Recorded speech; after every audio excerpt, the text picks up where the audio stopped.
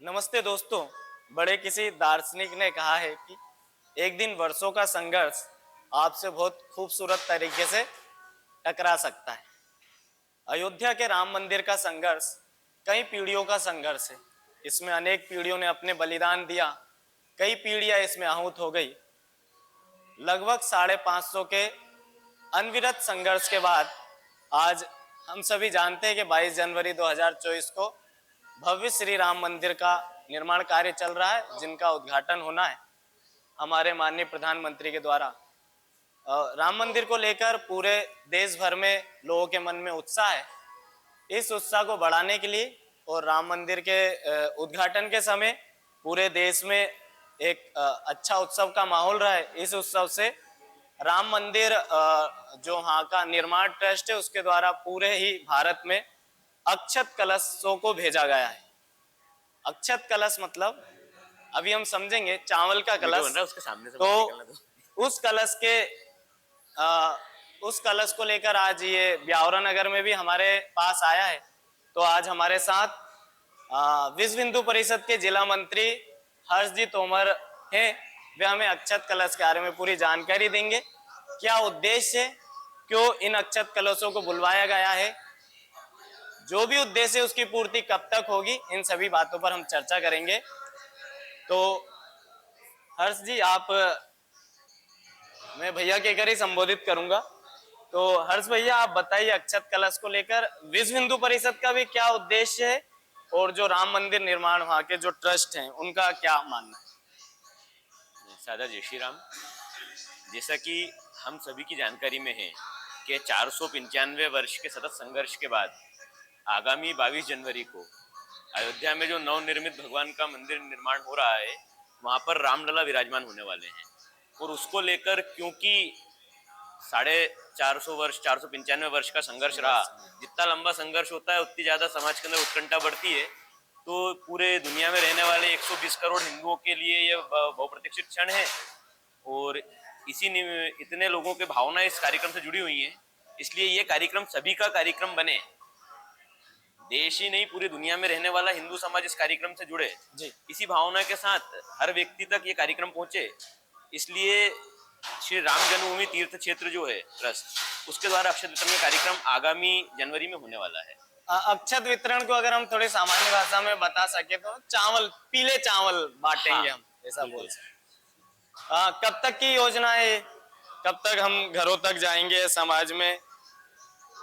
ये बिल्कुल आपने सही कहा। अक्षत वितरण का जो कार्यक्रम है, जिस प्रकार हमारे यहाँ कोई भी मांगलिक कार्य होता है तो पहले के समय में हम पीले चावल घर घर देते थे, उसको आमंत्रण समझते थे। इसी प्रकार अयोध्या जी से जितने भी अपने प्रांत केंद्र हैं, अयोध्या जी में कार्यक्रम हुआ जहाँ प्रांत के प्रतिनिधि गए और वहां से प्रत्येक प्रांत के प्रांत केंद्रों पर कुछ दिनों पूर्व अक्षत कलश के रूप में पीले चावल जो अपने आमंत्रण के लिए घर घर वितरित होने वाले हैं पूरे देश में, वो प्रांत केंद्रों तक आ गए थे। आज 22 तारीख को, 22 नवंबर, आज अपने मध्य भारत प्रांत जो क्षेत्र लगता है ब्यावरा का, उसका अपने गुफा मंदिर भोपाल पे कार्यक्रम था, जहां पर अपने मध्य भारत प्रांत के 32 जिलों के प्रतिनिधि वहां उपस्थित हुए जी। और वहां से 32 जिलों के अंदर आज अक्षत कलश गए हैं। जो कार्यक्रम श्री राम जन्मभूमि तीर्थ क्षेत्र से आया है उसके अनुसार 1 जनवरी से 15 जनवरी के बीच में पूरे देश के प्रत्येक हिंदू घर के अंदर अक्षत वितरण का कार्यक्रम रहेगा। पूरे देश का हिंदू समाज इस कार्यक्रम को अपना कार्यक्रम मानते हुए अक्षत वितरण के कार्यक्रम में भी सहभागिता निभाएगा। अच्छा, जब हम अक्षत वितरण की बात करते हैं तो पीले चावल का मतलब आमंत्रण होता है। तो क्या ये आमंत्रण अयोध्या आने के लिए दिए जा रहे हैं? क्योंकि जब इतनी बड़ी संख्या में चावल का वितरण होगा तो बहुत से लोगों में ऐसा मन बनेगा कि हम अयोध्या जाकर ही उस कार्यक्रम में सहभागिता निभाएं। तो क्या इस योजना के पीछे यही एक उद्देश्य है कि इसका अन्य कोई उद्देश्य हमें मालूम होता है? ऐसा ये उद्देश्य नहीं है ऐसा कहना तो ठीक नहीं है, लेकिन केवल यही उद्देश्य ऐसा कहना भी ठीक नहीं है, क्योंकि कहीं ना कहीं पूरे देश के हिंदू समाज की भावना इस कार्यक्रम से जुड़ी हुई है और जो ईश्वरीय कार्य होते हैं उनकी योजना बनाने की आवश्यकता होती नहीं है, कहीं ना कहीं वो सफल होते ही हैं। ईश्वरीय कार्य ईश्वर की उपस्थिति, ईश्वर के साक्ष्य में, ईश्वर के आशीर्वाद से सफल होते हैं। तो जो लोग अयोध्या जाएंगे बिल्कुल निश्चिंत रूप से उनके रहने रुकने खाने की व्यवस्था युद्ध स्तर पे वहां पे चालू हो गई है। जी। जिस प्रकार सिंहस्थ की व्यवस्थाएं होती है, पूरे देश का हिंदू समाज सिंहस्थ के लिए जाता है, जी इसी प्रकार जनवरी में, तो 22 जनवरी को भगवान श्री राम अयोध्या में विराजमान होंगे, तो पूरे देश से भारी संख्या में हिंदू समाज के लोग आएंगे, ऐसा अनुमान भी है और उसको लेके योजनाएं भी हैं। लेकिन अक्षत वितरण का कार्यक्रम केवल अयोध्या बुलाने के लिए ना होकर, जो हिंदू समाज अयोध्या जाने में सक्षम नहीं है, जी वो अपने घर पर रहकर भी इस कार्यक्रम में सहभागी बने, इस कार्यक्रम का साक्षी बने। इस योजना को लेके हम घर घर तक जाएंगे और जहां हम 22 जनवरी को रहने वाले हैं, जी प्रातः 11 बजे से दोपहर 1 बजे तक, तब भगवान रामलला मंदिर में विराजमान होंगे। उस समय पूरे देश का हिंदू समाज इस कार्यक्रम का साक्षी बनने के साथ साथ सहभागी बने, ऐसा सभी से आग्रह लेकर हम समाज तक जाने वाले हैं। अच्छा। और राम मंदिर अयोध्या के जो राम मंदिर, श्री राम मंदिर निर्माण जो ट्रस्ट है, उनके द्वारा एक पत्र भी जारी किया गया था कि उस दिन आपको क्या क्या आप हाँ, कार्यक्रम कर बिल्कुल। सकते हैं। अब कुल मिला के एक मोटे तौर पर हम बोल सकते हैं कि अगर आप अयोध्या, क्योंकि इतनी बड़ी संख्या में अगर अयोध्या भी लोग पहुंचेंगे तो वो भी एक व्यवस्था करने के लिए एक बहुत बड़ी व्यवस्था हो जाएगी।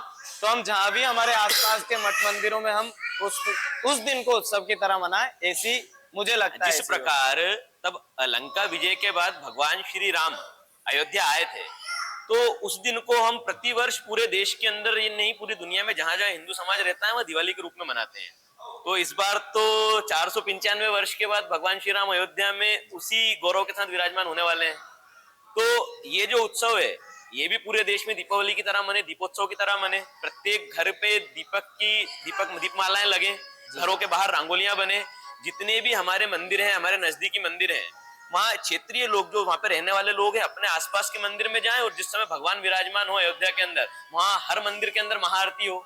शहर के अंदर जहाँ संभव हो, बड़े बड़े एलईडी के ऊपर हम अयोध्या का जो कार्यक्रम होने वाला है वो लाइव दिखाएं, सीधा प्रसार। प्रत्येक हिंदू घर के ऊपर ध्वज लगे। और केवल इतना ना होते हुए, केवल एक उत्सव ना होते हुए, एक संकल्प, जो हमारे देश के अंदर सामाजिक समस्याएं चल रही हैं, ऐसा कहा जा रहा है कि राम मंदिर निर्माण के बाद अयोध्या जो है वो विश्व की सांस्कृतिक राजधानी बनने जा रही है।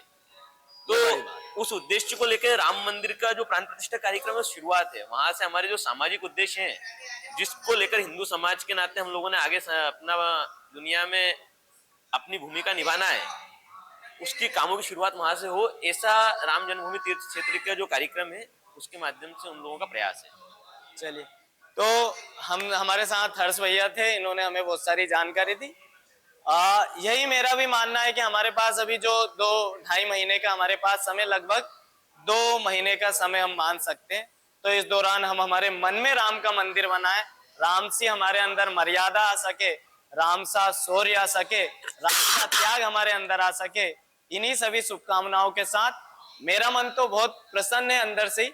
अभी थोड़े दिन पहले हम परसों के दिन क्रिकेट वर्ल्ड कप हारे, उसका दुख बहुत था, लेकिन जब ये अक्षत कलश के कार्यक्रम में मैं सम्मिलित हुआ तो दुख थोड़ा कम हुआ, क्योंकि ये हर्षोल्लास का विषय कि अभी दिवाली निकली है, ईश्वर कर ही रहा है, हम फिर से एक और नई दिवाली बनाएंगे 22 जनवरी को।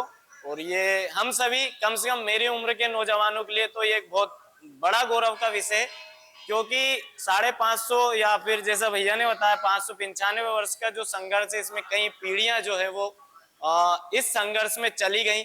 हम उन कुछ पीढ़ी में से हैं, उस मात्र पीढ़ी में से जो इस राम मंदिर कार्य का निर्माण होते देख रहे हैं, इसमें सम्मिलित होंगे। और बिल्कुल इसमें कोई दो राय नहीं कि अयोध्या भी हम दर्शन करने के लिए जाएंगे। आप सभी को इन्हीं सब बातों के साथ सादर जय श्री राम। मिलते हैं अगले किसी वीडियो में। बहुत बहुत धन्यवाद।